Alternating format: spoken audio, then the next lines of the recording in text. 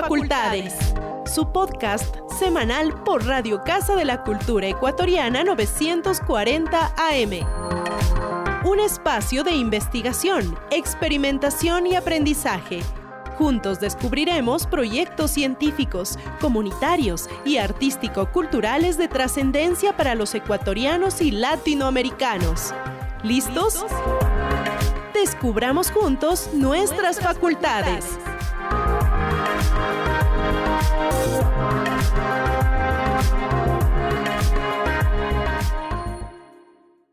Buenas tardes, bienvenidos todos nuevamente a un episodio más de Nuestras Facultades. Estamos con quien se ha convertido en el médico de cabecera de este programa. Estamos hablando nuevamente con el doctor Pedro Oñate. Tenemos la gran fortuna de compartir nuevamente con él después de 15 días de ya haber salido al aire con una entrevista que ha tenido una gran recepción entre la comunidad, por eso la invitación reiterada.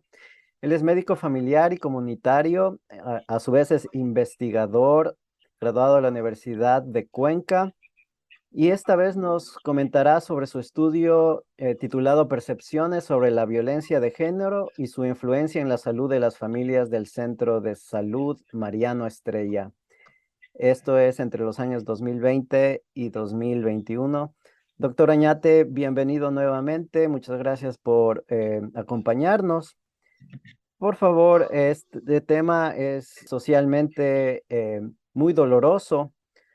A su vez, no podemos cerrar los ojos a esta realidad como ecuatorianos, como latinoamericanos. ¿Por qué dedicó su estudio en la Universidad de Cuenca para titularse como médico familiar y comunitario, enfocándose en este tema?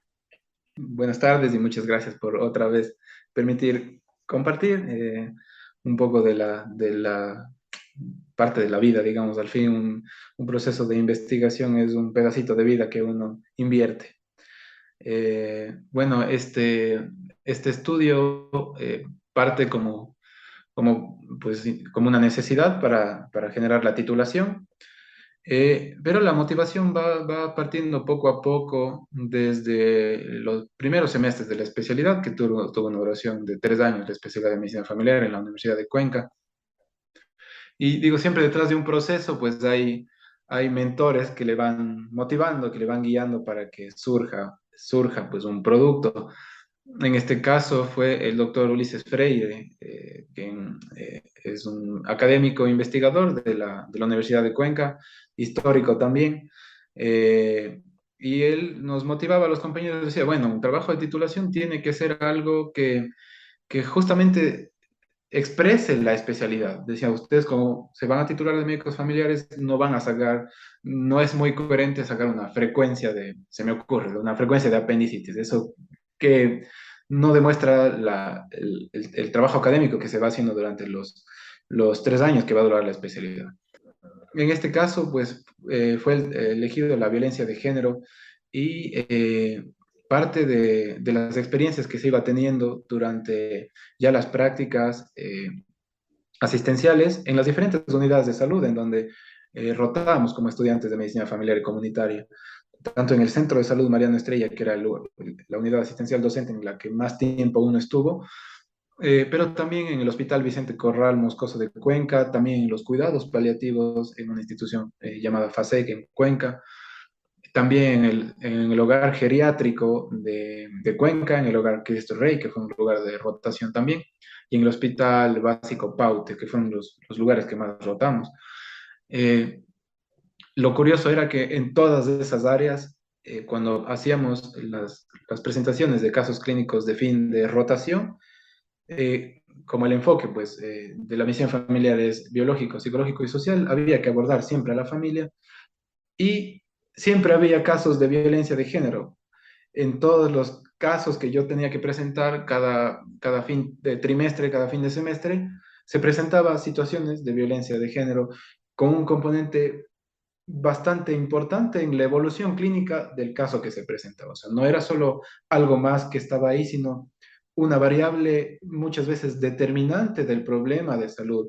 Recuerdo que presenté un caso en el primer semestre cuando roté el área de ginecología, de una, de un aborto que se convirtió en un aborto séptico, o sea, un aborto con infección del producto que ya había pues fallecido dentro del vientre de su madre y que estaba generado por una infección del tracto urinario y por una tardía búsqueda de atención del sistema de salud, influenciado por un componente patriarcal o machista de la pareja que no le permitía acceder al sistema de salud justamente desde su imposición. Desde su imposición, entonces la mujer tuvo una complicación importante, pues no pudo acceder a una atención temprana, al fin, por suerte, tuvo una evolución favorable al fin, pero se complicó justamente por esta situación, que ella además lo tenía normalizado. Es como, bueno, es que mi marido no me mandó, pero no lo contaba como un problema más, sino como simplemente, bueno, esto es lo que pasó y por eso no vine. Después, otro caso clínico que tocó presentar fue en el área de pediatría, era en el caso de un paciente que tenía 9 años y tenía un antecedente de una parálisis cerebral infantil. Bueno, se hizo todo el abordaje biológico de la parálisis cerebral infantil porque además de su parálisis cerebral infantil tenía muchas más comorbilidades u otros problemas de salud que fue interesante hablarlos, pero cuando se hizo la parte del abordaje familiar, esa parálisis cerebral infantil probablemente pudo ser evitada si esta mujer no tenía la prohibición de su esposo de buscar atención para el parto. Entonces fue por una prohibición del esposo para buscar la atención en el parto porque quería que esa compartera que de confianza de él, que era su madre o una familiar de él, probablemente buscaban atención y era un parto que no tenía mayor riesgo y no sucedía. La parálisis cerebral infantil es un problema de salud que se da por un problema en el cerebro de los infantes, del neonato, que es una encefalopatía hipóxico-isquémica, es decir, poco oxígeno y eso genera que haya menos circulación cerebral por unos espasmos que hay a nivel del cerebro. Y eso genera a la larga muchos problemas de salud, tanto para el individuo que lo padece, cuanto para su familia y sobre todo para la mujer que termina siendo en todos los grupos etarios la principal cuidadora. Cuando hay un paciente dependiente, ya sea un niño, un adolescente, un adulto, un anciano, en general los principales cuidadores es una mujer. Y de ahí que muchos libros la mencionan, la cuidadora, haciendo este énfasis en que es la mujer la que termina haciendo este rol. Y así hubo otro caso en un siguiente semestre de presentar de un paciente geriátrico que experimentaba él violencia de género ya siendo un adulto, un anciano avanzado, ya tenía 90 años.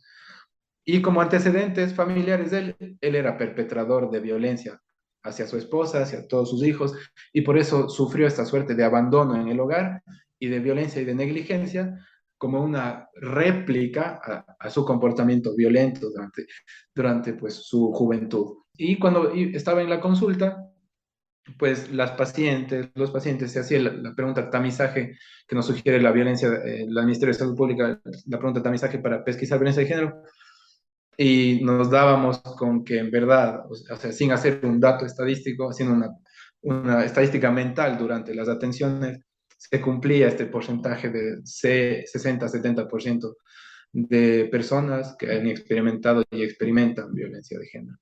Entonces se fue construyendo así y por qué nuestro estudio lo planteamos desde el enfoque clínico, individual y familiar, porque eso es lo que desde la medicina familiar pues, estudiamos, hacer este enfoque con herramientas clínicas para el individuo, las herramientas clínicas clásicas, la anamnesis, con todas sus subdivisiones de antecedentes patológicos, personales, familiares, revisión de aparatos y sistemas, etcétera, el examen físico y la utilización de auxiliares diagnósticos, pero también el enfoque familiar, que utiliza nuevas o novedosas herramientas diagnósticas clínicas, en el que ya nos involucramos en el ambiente familiar. El genograma, que es una herramienta valiosa para hacer diagnósticos, y las herramientas para la salud familiar, como el cuestionario FFSIL. Hay varios, pero escogimos este porque nos da muchas más variables de análisis, y también el ECOMAPA que nos permite ver las redes de apoyo o de estrés en una familia. Entonces, uniendo todas estas herramientas, porque en la universidad veíamos tanto clínica biológica como también la clínica de la salud familiar. Entonces, uniendo todo esto, también habíamos revisado antropología, desarrollo del pensamiento, que fueron como cosas muy novedosas, la bioética que permitió ampliar mucho más el panorama hacia cómo uno observa la salud o el proceso de salud de enfermedad en un determinado contexto, en un determinado paciente o grupo de pacientes. Entonces, juntando todas estas herramientas, pues se planteó esta propuesta de estudio cualitativo. Pues los perpetradores son miembros de la familia, son miembros cercanos a la víctima, a pesar de que pues en los comentarios tú nos das a entender que es tan normalizado este fenómeno que a veces ni siquiera la víctima lo entiende como tal, como que algo grave está sucediendo en la inmediatez. ¿Qué indicadores pudiste detectar a través de las personas que participaron del estudio? Bien, para poder responder esta pregunta es regresar un poquito a la parte del marco teórico, porque eso nos permite ir desarrollando de dónde salieron las categorías de interpretación. Para el fundamento teórico pues fue necesario primero ir definiendo todos esos conceptos, ¿no? De la violencia, del género y ya pues la unión de ambos, lo que se denomina la violencia de género. También hablar sobre lo que significa el enfoque de género dentro de los estudios académicos y también esta palabrita que utilizamos en el título, las percepciones, porque muchas veces se puede confundir percepciones con creencias o inclusive cosmovisión, que era lo que habíamos hablado la otra vez, pero la diferencia es que una percepción es algo que parte desde algo biocultural, es decir, algo que mis cinco sentidos captan, basado en una interpretación que voy a dar por lo que me ha ido formando desde la cultura, desde mi familia, sabiendo que la familia es uno de los componentes hacedores de la cultura y a su vez influenciados por la misma cultura, o sea, en una suerte de retroalimentación. Entonces, de ahí la importancia de hablar sobre las percepciones. También fue importante hablar sobre las consecuencias y sobre los factores de riesgo para la violencia de género, lo que ya está descrito en la literatura. Y aquí es en donde nos basamos para tomar las categorías de interpretación, en los factores de riesgo, basándonos en el modelo ecológico de la violencia de género, justamente en el que ellos describen, o en los que se describe, los factores individuales, es decir, los que pueden depender netamente de la persona, los factores relacionales inmediatos y familiares, y los factores sociales y comunitarios. Entonces ahí vamos dándole este enfoque biológico, psicológico y social en base a este modelo ecológico. Y también, pues obviamente mencionando, entendiendo a la familia como un sistema, ¿sí? Un sistema que más que la suma de todos sus miembros es el conjunto de sus miembros en unas dinámicas que pretenden generar un fin común y a su vez cada sistema funcionando como un sistema buscando sus fines individuales, ¿sí? Entonces dentro de todo este juego de subsistemas moviéndose en un sistema, a su vez influenciados por un macrosistema que es la sociedad, se van dando estas suertes de poder y dominio que son el fundamento de la violencia, no solo la violencia de género, sino de la violencia en los seres humanos en general. Y también pudimos mencionar por qué utilizamos el método, la investigación, el enfoque clínico, individual y familiar dentro de esta investigación. Y esta parte es interesante porque se va construyendo conforme se iba dando las consultas, conforme se iba desarrollando la parte académica de los trabajos, los deberes, las tareas, la exposición de casos clínicos, y era por una facilidad de obtener los relatos y las percepciones que las personas daban de sus vivencias de vida sin hacer preguntas directas. Simplemente íbamos construyendo un genograma y cuando hablábamos de la parte funcional, es decir, la parte de relaciones entre los miembros, la gente expresaba sus vivencias y sin necesidad de hacerlo con preguntas cerradas de sí o no, porque en el plan piloto del estudio planteamos un formulario con preguntas, a pesar de que fueron preguntas semiestructuradas, no funcionó mucho, porque las personas no lo hablaban con mucha naturalidad, y eso se respaldaba inclusive en el mismo marco teórico, se habla de que ya ha pasado eso con otros investigadores, en que preguntas cerradas o preguntas, peor aún, con escala de Likert, de 1, 2, 3, 4, 5, pues no funciona, sino más bien en estos conversatorios con el enfoque cualitativo. Y esto, más la experiencia que ya habíamos tenido durante todo este proceso académico, daba resultado. Y así se fue construyendo esta parte. Entonces, la interpretación hicimos con, este, eh, con esta base teórica del modelo ecológico de la violencia, y ahí pudimos identificar cómo los factores individuales, familiares y comunitarios estaban presentes tanto para las personas que habían experimentado agresión como para los perpetradores. Digo los porque en general son hombres, también hay mujeres que perpetran violencia, pero en general, ¿no? Por eso se dice, lo que más se utiliza es los, pero también especificamos que hay situaciones en que las mujeres fueron perpetradoras de los hombres. Entonces, sí, los perpetradores estuvieron en general dentro del núcleo familiar a través de las generaciones, y una misma persona era perpetradora de agresión hacia varias personas, y esta misma persona perpetradora a su vez había experimentado violencia a lo largo de su vida. Entonces, y por eso, pues no sé, después capaz que hablamos de esta parte de los resultados, pero uno de los principales factores de riesgo que pudimos captar ahí fue justamente el maltrato infantil. El maltrato infantil como uno de los principales factores de riesgo para que una persona se convierta en perpetrador de violencia. Eso fue como interesante, pues, y esta parte, para responder específicamente a la pregunta, pues sí, dentro del contexto familiar se ubicaban los principales perpetradores, y eso está en relación con lo que dice la literatura. Y asimismo comenta sobre la morbilidad y la mortalidad. Te estoy dando tal vez un poco de los términos que pude detectar en el resumen, en los antecedentes del estudio, como para que nos sigas educando un poco sobre este tema y cómo se manifestaron estos conceptos, si los puedes diferenciar, y cómo la violencia de género fue un factor para que esto se manifieste. La morbilidad está en relación a la enfermedad o al problema de salud como tal, ¿sí? Y la mortalidad, pues, es una consecuencia que puede venir de esa morbilidad, ¿sí? Está en relación justamente con la muerte, ¿sí? Causas de muerte es en la que algo que está generando, pues, que una vida se acabe o cese, y la otra es que esa vida sufra un problema de salud, la morbilidad. Entonces, para diferenciar esos conceptos. Y está bastante descrito en la literatura cómo la violencia de género está en relación, o es una de las principales causas tanto de morbilidad, es decir, de enfermedad, como de mortalidad.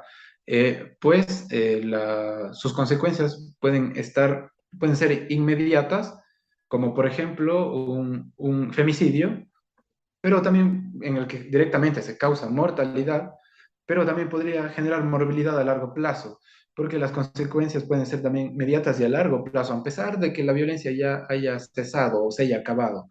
Y vemos el caso de muchos pacientes que experimentaron violencia de género en la niñez, quizá nunca más a raíz de la niñez, pero arrastran esta secuela psicológica y muchas veces biológica también a lo largo de los años, y se está manifestando como problemas de salud en la esfera biológica, por ejemplo, problemas funcionales, ya sean intestinales, sobre todo, cefaleas, migrañas, y a veces cuando han sufrido, pues, un traumatismo importante, inclusive una limitación funcional.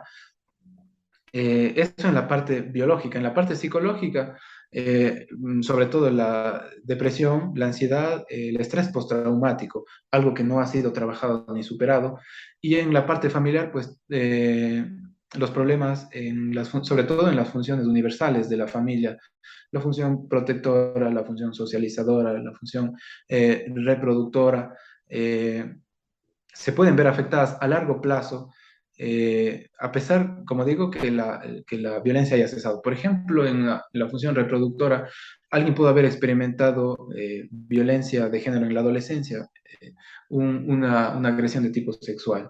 puede haber acarreado una infección del tracto genital que no ha sido resolvida con los años. Y cuando desea hacer la parte reproductora, esa mujer ya ha formado una familia, tiene problemas, consecuencia de una infección de transmisión sexual no tratada, y se manifiesta con infertilidad o con problemas en el embarazo, por ejemplo, un embarazo ectópico, un embarazo fuera del útero o con abortos. Entonces, las funciones universales de la familia se ven afectadas con morbilidad por un hecho violento que pasó hace mucho tiempo. Sí, lo que queremos nosotros plantear en nuestro estudio es, bien, está la estadística y están ahí las tablas descritas con las principales enfermedades que van, inclusive el modelo ecológico de la violencia le plantea a nivel individual, qué pasa a nivel familiar, qué pasa a nivel comunitario, qué pasa. Sí, pero ¿qué hay detrás de cada ese qué pasa? ¿Qué historia hay detrás de ese problema, de ese factor de riesgo? ¿Qué hay detrás de ese dato estadístico? Entonces, y ahí viene el estudio del fenómeno, justamente. Por eso esto es un estudio fenomenológico con enfoque clínico, tanto individual como familiar.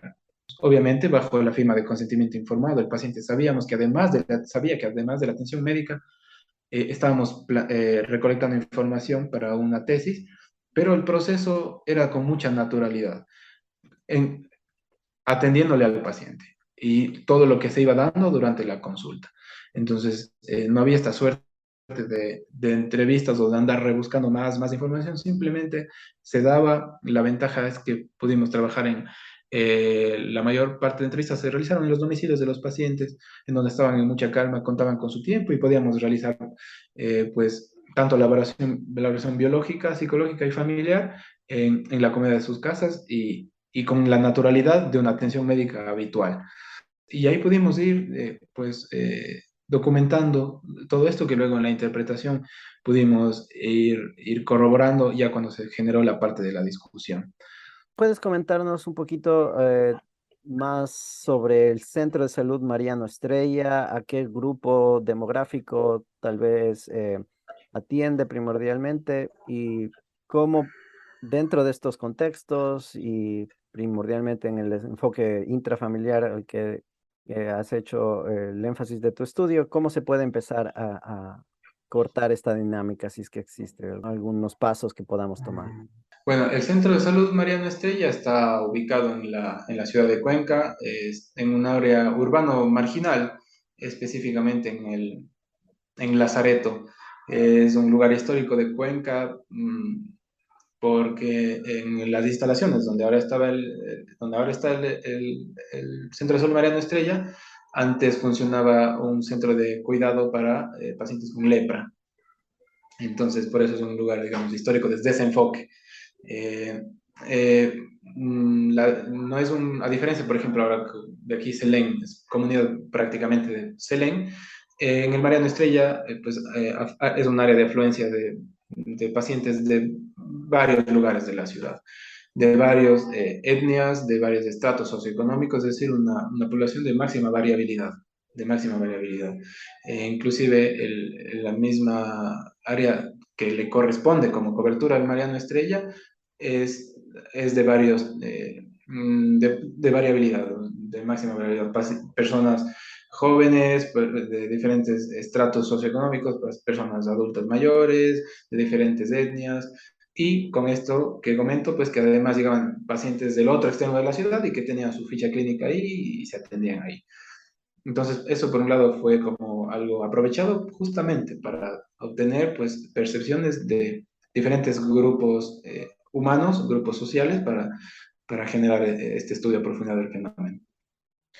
Con respecto a qué se podría hacer, pues bueno, antes de ver qué se puede hacer, es justamente entender qué factores de riesgo hay detrás de cada una de estas categorías. Por ejemplo, si hablamos de los factores de riesgo desde individual, que es uno de los que maneja el modelo ecológico, es interesante porque el simple hecho de ser mujer ya es un factor de riesgo y es de los principales, solo por ser mujer. Y entonces, ahora, ¿cómo cambiamos? ¿Dejar de ser mujer? Pues no, eso no es viable. Otro factor de riesgo, la edad temprana. O sea, una mujer que es menor de 24 años, también es solo por ser mujer y tener edad joven, factor de riesgo. ¿Cómo cambiamos eso? El haber presenciado violencia durante la niñez, probablemente eso se pueda ya en las siguientes generaciones ir trabajando sobre este factor de riesgo. Otro es el desempleo y la pobreza. A pesar de que es un factor individual netamente, responde a su vez a determinantes sociales, ¿sí? La pobreza, el desempleo y los problemas de la salud del individuo, sobre todo los problemas de su salud mental, como la depresión, la ansiedad o el uso o abuso de sustancias. Son otros factores de riesgo. Y resaltando aquí los métodos de crianza agresivos, maltrato infantil por parte de los padres o cuidadores. Eso es interesantísimo porque este factor de riesgo se menciona en todas las otras categorías. En factores de riesgo individual, familiar y comunitario, tanto para las personas que experimentaron la agresión como para las personas perpetradoras de la agresión. Entonces, este sí sería un camino que a lo largo se pueda ir trabajando. En las generaciones previas estuvo muy normalizado el maltrato como forma de crianza, el maltrato infantil como método de crianza, y muchas veces todavía sigue siendo defendido como la forma en la que hay que criar a los niños. Y uno ve en los debates en redes sociales, ¿no? Porque es un espacio en el que la gente se expresa libremente y se ve esta suerte aún de defensa hacia esa práctica, inclusive como expresiones como gracias a eso ahora soy lo que soy, ahora los muchachos ya no se les puede ni mirar y cosas así. Entonces, inclusive como reclamando que por qué ya no se deja maltratar a los niños a ese nivel. Y uno de los factores de riesgo, de los más comunes otra vez, es el haber experimentado violencia durante la niñez, tanto para la persona que agrede como para la persona que haya agredido. Dentro de los factores de riesgo familiares y comunitarios, pues está el haber crecido fuera del hogar de origen. Una de nuestras entrevistadas, dos de nuestras entrevistadas crecieron fuera de su hogar de origen con otras familias y eso a su vez se cruzaba con el maltrato infantil. Habían experimentado maltrato, inclusive ya violencia sexual fuera de su núcleo, pues se criaron en otros lugares. Otro factor de riesgo familiar es la desestructuración familiar. Es decir, si nos guiamos bajo el modelo tradicional de la familia, ¿no? Hombre, mujer, en una relación de único matrimonio y sus hijos, y la ruptura de esto es lo que se conoce como la desestructuración familiar. Entonces, eso supone también un factor de riesgo importante. Y como ir trabajando, pues es difícil querer trabajar sobre eso. Lo que tocaría es trabajar con los otros factores de riesgo. Probablemente, por eso se hizo énfasis que los que se cruzaron en todas las categorías fueron el maltrato infantil y la normalización social de la violencia, es decir, la aceptación o lo que llama algunos autores la violencia simbólica, el hecho de simplemente ya tenerlo naturalizado, así se debe manejar. Es a la mala, inclusive expresiones como a las mujeres les gusta el maltrato, las mujeres tienen la culpa. Digo mujeres porque son el grupo humano más afectado por la violencia de género, pero la violencia de género se expresa también hacia los hombres y también hacia los otros grupos que rompen el esquema de la heteronormatividad. Por ejemplo, personas LGBTI y también los niños, niñas y los adultos mayores. Entonces, todos estos grupos humanos experimentan, o hemos experimentado, creo que alguna vez todos en algún punto debimos haber experimentado violencia de género. Quédense con nosotros. Volvemos pronto con Nuestras Facultades, su espacio de investigación, análisis y diálogo directo con científicos, artistas y creadores culturales.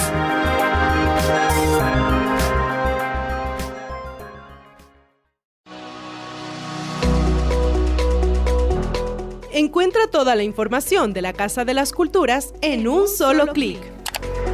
Conoce la gestión que se realiza en la Casa de las Culturas.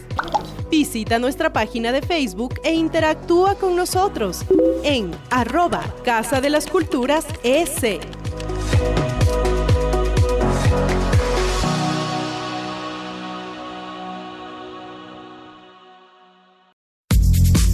Sé Sé parte de nuestra comunidad en Facebook, Agenda Cultural Nacional, un espacio para conocer y compartir los eventos y actividades culturales y artísticas a nivel nacional, a un solo clic. @Agenda Cultural Nacional CCE.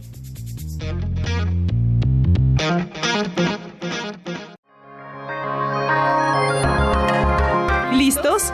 Continuemos explorando, experimentando y aprendiendo acerca de nuestras facultades.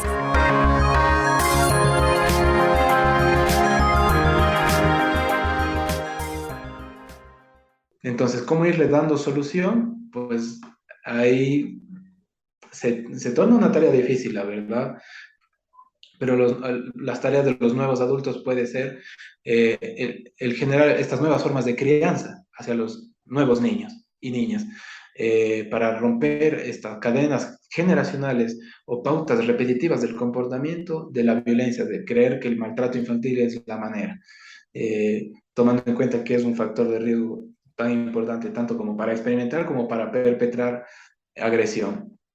Y el otro, la normalización social de la violencia también se podría trabajar desde la educación, ya un poco más formal probablemente, también en casa obviamente, pero la educación formal haciendo mucho énfasis en el respeto a la diversidad, el respeto hacia la equidad y hacia la igualdad entre géneros.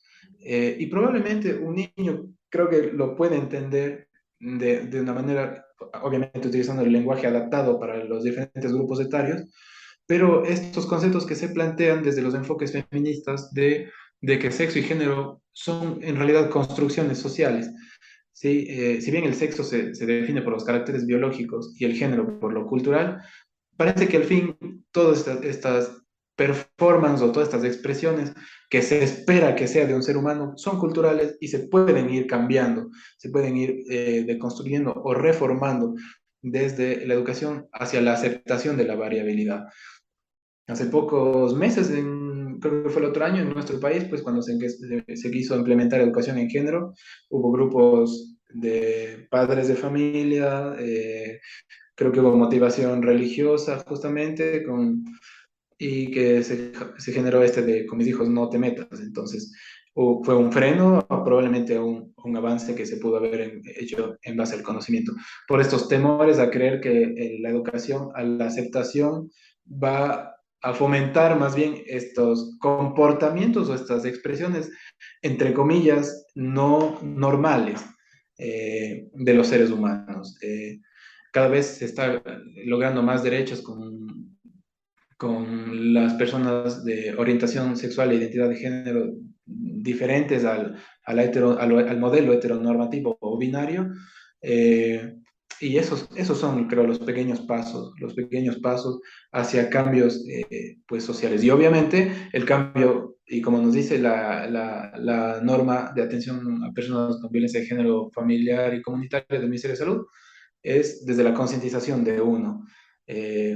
Uno hasta qué punto también puede estar generando violencia dentro de su ambiente inmediato, porque a veces queremos cambiar el mundo, pero bueno, ¿y ahora uno qué está haciendo? ¿Yo qué estoy haciendo? Identificando como justamente uno a veces puede estar ejerciendo violencia simbólica y capaz que ni siquiera es consciente, pero lo puede estar haciendo. Entonces, desde la identificación primero, ¿hasta qué punto yo estoy siendo violento conmigo mismo y luego con el otro, con la otra persona? Entonces, desde ahí yo creo, desde una autoconciencia también. Y gracias por problematizarlo, ¿no? Porque que va más allá del binario hombre-mujer, pues tú nos indicas también que aplica a los grupos LGBTI y Q, quienes recién festejaron la Marcha del Orgullo este 30 de julio. Entonces, en esta dinámica hay nuevos factores, nuevos actores, y comentabas incluso cómo quienes nos sentamos aquí, míranos tú y yo aquí hablando sin la presencia, quién sabe, de otras voces. Entonces es una dinámica que también no todos tienen el privilegio de sentarse a discutirlo a través de un estudio académico y en un espacio radial, pero también nos invitabas a precisamente detectar cómo en nuestras distintas interacciones nosotros podemos estar repitiendo nuevamente estos patrones Entonces hay que estar muy atentos para reflexionar y detectar estas a veces sutilezas, porque no solo es en el acto violento, pero es en una respuesta, es en un minimizar lo que la otra persona dice, en constantemente criticarla. Entonces, todos formamos parte de esta dinámica al ser cultural, ¿no es cierto? Entonces, no es que sucede solo en ciertas familias, es algo que está totalmente generalizado en nuestra sociedad. No con esto queremos bajar los brazos y decir, pues es la cultura machista latinoamericana, ecuatoriana. Debemos ver incluso el efecto intergeneracional, el daño que hacemos a las nuevas generaciones, a nuestros hijos, tal vez al iniciar el ciclo o al continuarlo y no atrevernos a ponerle un fin. Y aquí estoy tratando de conectar puntos con la conversación que tuvimos hace unos 15 días sobre la cosmovisión andina y el uso de plantas medicinales, donde uno de los principios de la cosmovisión andina es la relacionalidad, que no existe Ujú. tal vez una causa sin su efecto, en el sentido de que la morbilidad que resulta de la violencia de género afecta silenciosamente, tal vez, o físicamente de impacto inmediato a la víctima, pero no solo a la víctima, también a quien perpetra podrá ir desarrollando ansiedad, culpabilidad, otro tipo de sentimientos que deterioran su paz, tal vez su Ujú. salud mental. Entonces, coméntanos este tipo si el estudio llegó a este tipo de análisis donde estas son las enfermedades que suelen resultar de sufrir la violencia de género. Y a la vez de perpetrarla. Bien, interesante porque esta es una de las partes más ricas, digamos, del estudio. La violencia de género como tal, pues se puede experimentar o ser expresada de varias formas. La violencia física, que hace referencia pues a una forma de maltrato en la que la parte biológica se ve afectada. La violencia psicológica, en la que mediante una suerte de dominio se afecta a la psiquis del otro ser humano y está en íntima relación con la parte física. Alguien que recibe un golpe físico también tiene un golpe psicológico. Y al revés, alguien que experimenta un golpe psicológico también experimenta en su soma, en su cuerpo. Otra de las formas de expresión es la violencia sexual, que se puede pensar que es la violación como tal o cualquier intento de la misma, pero también está en relación con las infecciones de transmisión sexual, sobre todo cuando las mismas no son aceptadas o el tratamiento no es aceptado por parte de la pareja. Eso es una violencia de género de expresión sexual. La violencia económica o patrimonial, en el que la persona que perpetra somete a la otra en el sentido de no permitirle acceder a sus bienes o beneficios, sino que es privada de ese derecho fundamental. La violencia obstétrica, en la que hace referencia a todos los actos y procedimientos que se dan en la atención durante el embarazo, el parto y el puerperio de una mujer. La negligencia en la que hace referencia al abandono que puede sufrir en este caso las personas dependientes, sean menores de edad o adultos mayores, y el maltrato y el abuso infantil como directamente, ¿no? Que a la vez se cruza con la violencia física, con la violencia psicológica, con la violencia sexual y económica. Entonces, esto nos permite entender y nos botamos a la cosmovisión para esta parte, pues la relacionalidad. Aquí vemos que todo está en relación con todo. Es decir, la violencia sexual definitivamente es una violencia física, definitivamente es una violencia psicológica, definitivamente es una forma de maltrato y abuso. Entonces, no es que esté solo psicológica y ya, pues esta persona solo se ha sido afectada por violencia psicológica y nada más. Está cruzado todo. Y como veíamos hace un ratito, cuando comentábamos, pues estas variables también, estos factores de riesgo, el maltrato infantil y la normalización de la violencia, están cruzadas en todas las categorías y a su vez alimentan o se relacionan con todo lo demás. Entonces ahí está el principio de la relacionalidad aplicado también a esta parte de la violencia de género. Todo se ha relacionado con todo. En el caso, pues, de la segunda parte de la pregunta, las consecuencias, hace referencia a las consecuencias, qué enfermedades o qué problemas de salud afectan tanto a la persona que experimenta violencia de género como a quien lo perpetra. Lo que nosotros quisimos cambiar un poquito, adaptar los términos, quisimos quitar la parte de víctima eh, por persona agredida, porque víctima puede confundirse mucho con esta parte de la victimización, y victimización en psicología hace referencia a una persona que utiliza como un mecanismo de defensa el, el, ti- el sentirse víctima de todo lo que le pueda suceder, y eso puede ser un limitante para su recuperación, es decir, como un cobijo, es decir, bueno, a mí me pasó esto y por esto y por esto, y ahora yo ya no puedo más, es caer en la victimización. Entonces hemos querido utilizar más bien la parte de persona que ha experimentado agresión, y por el otro lado la persona que perpetra la agresión. Porque muchas veces la misma persona bien es perpetrador y también es agresor o agresora. Entonces, para saber que no existe la víctima como tal, ni el perpetrador como tal, al fin, parece que la misma persona, pues en su historia de vida, alguna vez, como el caso que le contaba, alguna vez fue perpetrador y ahora le toca ser la persona que experimenta la agresión. Entonces, así son estas dinámicas a través de las generaciones. Es poco usual que una persona que perpetra, en este caso, o en general un hombre, de la nada se le ocurrió ser perpetrador de violencia de género. Si revisamos su historia de vida, hay estos factores. Recibió maltrato infantil, probablemente otros tipos de violencia de género o abuso durante su infancia, o fue criado con estas normas, con esta normalización de la violencia en su núcleo familiar. Nadie es tan libre, nadie estamos libres, digamos, de esta situación. En cuanto a la influencia en la salud individual, porque hicimos asimismo, como había los factores de riesgo individuales, familiares y comunitarios, hicimos la influencia en la salud individual, en la salud familiar. En la salud individual lo dividimos en la parte biológica y en la parte psicológica. Y fue interesante cómo en la parte individual biológica, pues hubo problemas inmediatos.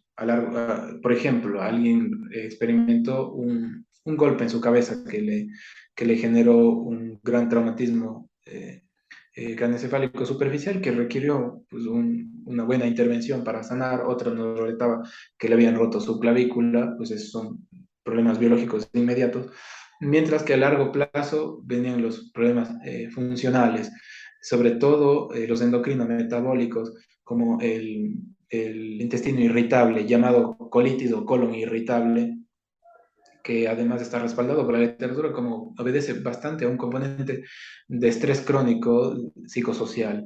Y nosotros planteamos una tablita con la caracterización de estos participantes y viendo todos sus diagnósticos, y gran parte de ellos tenía síndrome de intestino irritable. También había cefalea, es decir, dolor de cabeza, probablemente por tensión o por estrés, el dolor pélvico crónico, que suele ser secundario a las infecciones de transmisión sexual no manejadas, y aunque ya no las tengan, aunque ya no haya la infección originalmente, viene este síndrome de dolor pélvico crónico que se manifiesta en las mujeres, pero también en los hombres, y está en relación con las situaciones de tensión emocional, de estrés, y también el uso y abuso de sustancias como alcohol, tabaco y otras drogas ilegales, como en relación directa con las situaciones de estrés que pudieron haber sido influenciadas por la violencia de género. Lo que nos llamó la atención es, puede haber sido una coincidencia, pero muchos de nuestros participantes tenían hipotiroidismo. El hipotiroidismo es una enfermedad que afecta a la glándula tiroides, que todos tenemos a nivel de la parte anterior de nuestro cuello. Y digamos, para resumirlo, simplemente es como un director de orquesta de todo el organismo. Y el hipotiroidismo es cuando este director está funcionando a la baja. Eh, Puede haber sido una coincidencia, pero todos los pacientes, bueno, todos, gran parte de los participantes tenían hipotiroidismo, eh, que puede haber sido facilitado por los problemas de estrés crónico y ansiedad que hayan experimentado a lo largo de su vida, o puede haber sido una coincidencia, o a su vez este hipotiroidismo generaba la depresión y ansiedad. En todo caso, fue un dato bastante llamativo y que se corrobora también en la práctica clínica diaria cuando estamos conversando con pacientes que sufren o han experimentado tensión emocional a lo largo de su vida crónica de varios años, sea o no sea por violencia. En general, hay también un componente tiroideo asociado. Cuando hicimos la revisión de la literatura para la discusión, eh, mm, la teoría que puede haber que podría explicar que el tiroides se puede afectar es el de la carga alostática, que hace referencia a un estado en el que el organismo sale de su homeostasis, es decir, de su equilibrio, hacia uno de alostasis o de desequilibrio, que es normal en un momento, por un periodos cortos, en lo que el organismo logra otra vez regresar a la homeostasis. Pero si hay una alostasis de varios años, lo que se llama ya la carga alostática, es decir, un organismo que está sometido al estrés, a tensión durante muchos años, puede ya empezar a generar disfunción.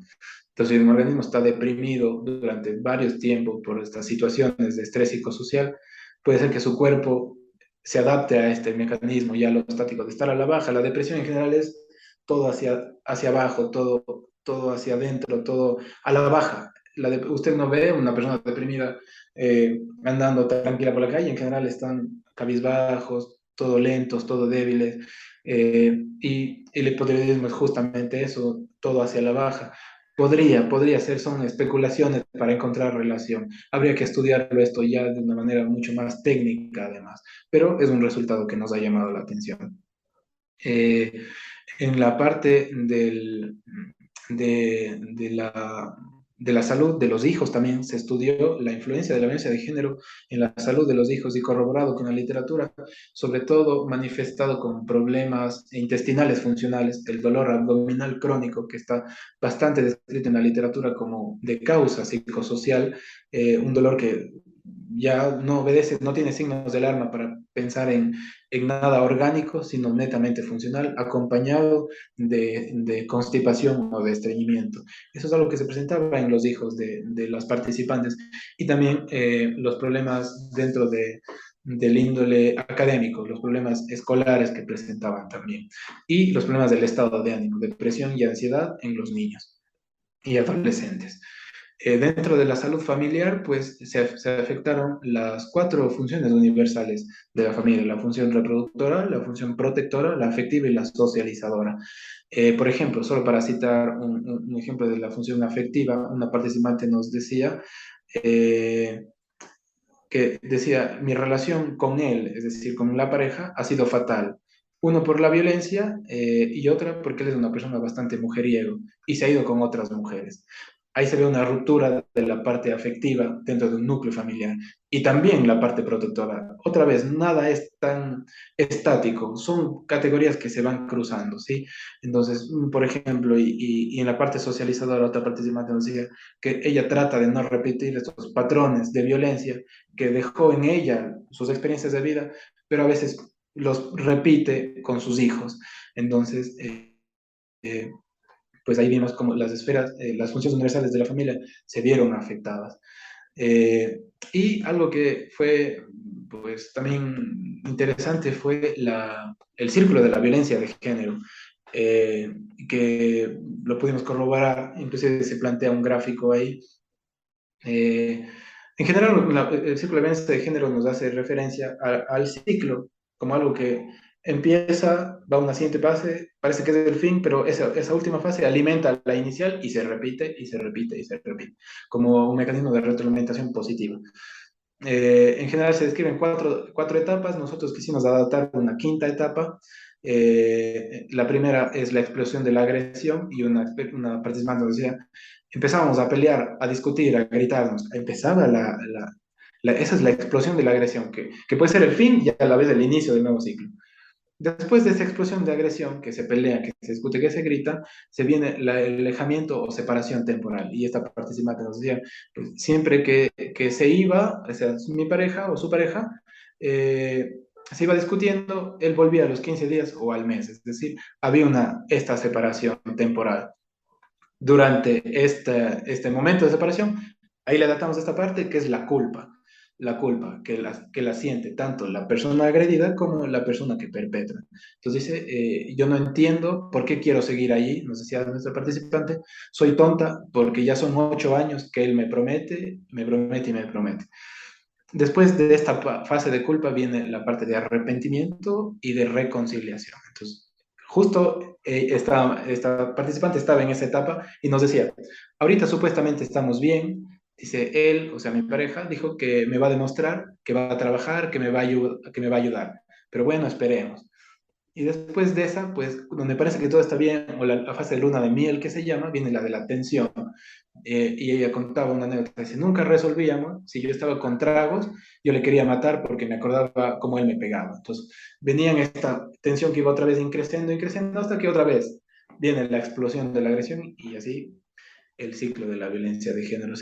Lo que se sugiere es que si bien se puede trabajar en una etapa de prevención en todas estas etapas, probablemente la fase de alejamiento, separación temporal y hasta en la culpa sean las más oportunas para intervenir y ojalá poder romper este ciclo de violencia de género.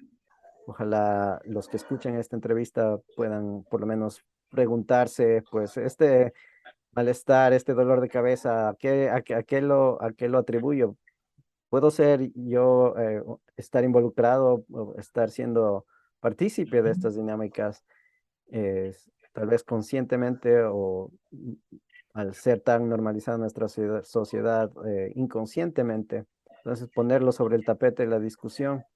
¿Qué tipo de apoyos tal vez al ir concluyendo desde tu enfoque como médico familiar y comunitario a un aspecto ya más institucional? ¿Qué recursos tienen las víctimas? En la prevención primaria, y muy de acuerdo con lo que nuestros participantes pues, nos mencionaban, la educación, el ejemplo y la comunicación. Por ejemplo, en la parte de la educación, una participante nos decía que el conocimiento es una oportunidad y piensa que mucha gente está estancada y durante mucho tiempo porque no ha llegado a tener el conocimiento que necesita para mirar esa oportunidad. El conocimiento nos da, lo que nos da el conocimiento es herramientas de discusión. Si yo no tengo nuevas ideas, lo que puedo hacer es rumiar y rumiar lo mismo y lo mismo y lo mismo. El conocimiento es como cuando hace usted un estudio, usted llega a la parte de discusión, es porque, bueno, ahora lo que yo pienso, vamos a discutir con los otros. Eso justamente, el conocimiento nos da nueva herramienta para generar estos nuevos procesos de discusión que ojalá pues puedan generar nuevos pensamientos, nuevas actitudes y nuevas prácticas en la vida de las personas. Otra de las propuestas en la prevención primaria es el ejemplo, y un participante nos decía con el ejemplo, dice, yo creo que los niños aprenden viendo especialmente. Entonces, ¿cómo le dices a alguien cómo no ser machista, cómo comportarse si te ve haciendo eso? Y mucho menos a los niños, que los niños aprenden mediante el ejemplo, mediante la práctica, entonces el valor del ejemplo. Y sobre la comunicación, una participante nos decía, pues primero entre nosotros, o sea, mi pareja y yo, dialogar, si es que tenemos alguna discusión, ya no actuar como antes, que el uno alzaba la voz, el otro alzaba más, y respetarnos sobre todo delante de nuestro hijo, porque él así chiquito se está dando cuenta. En la prevención secundaria y terciaria nos hablaban del apoyo externo, institucional, para el sistema familiar, es decir, no solo para el individuo, sino para el sistema familiar. Una participante nos decía, siento que necesitamos ayuda los dos, una ayuda también para mi hijo. Otra nos dice buscar un psicólogo para cada uno, porque esto no es de uno, es de un grupo. Si hay un buen psicólogo, yo creo que a todos nos podría ayudar y pudiéramos salir de esto.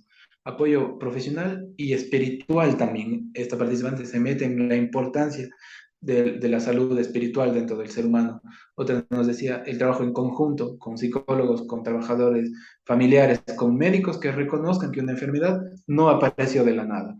Y es lo que usted decía hace un rato, a ver, esta gastritis, un dolor de cabeza, ¿por qué estará? Puede ser que esté en relación con algo psicosocial. En este caso puntual puede ser que sea por la violencia, ¿no? Y dentro de estos mismos propuestas de prevención secundaria y terciaria, otra participante nos mencionaba del apoyo de la familia y nos contaba su experiencia.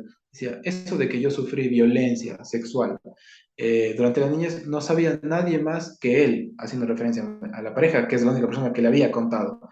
Dice, entonces, luego yo pude contar a mi familia y eso me liberó. me hizo sentir mejor, me hizo quitar un peso de encima. Entonces, el apoyo familiar, pienso que inclusive desde una socialización masiva de estas situaciones, para que las familias se puedan aperturar a la escucha activa, sobre todo de los más pequeños, y entender este dato tan feo que es de dar cuando hacemos prevención del maltrato infantil y decirle de que los principales perpetradores de la violencia y del abuso infantil están dentro del núcleo familiar o en el ambiente inmediato. Eso es algo importante de mencionar como parte del apoyo infantil, el apoyo familiar, perdón. Pues quisiera terminar la discusión en este punto de que debemos darle la vuelta a través de estas herramientas de comunicación, de compartir la información, de apoyar a las familias. Y no se lo puede hacer sin primero plasmarlo y documentarlo. Esa es la gran contribución de este estudio del doctor Pedro Oñate. Es un estudio titulado Percepciones sobre la violencia de género y su influencia en la salud de las familias, del Centro de Salud Mariano Estrella, conducido en los años 2020 y 2021.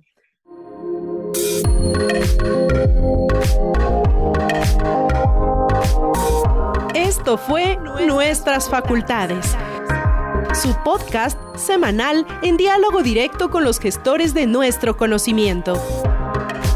Les esperamos todos los martes de 4 a 5 de la tarde por Radio Casa de la Cultura Ecuatoriana 940 AM y www.radiocce.com.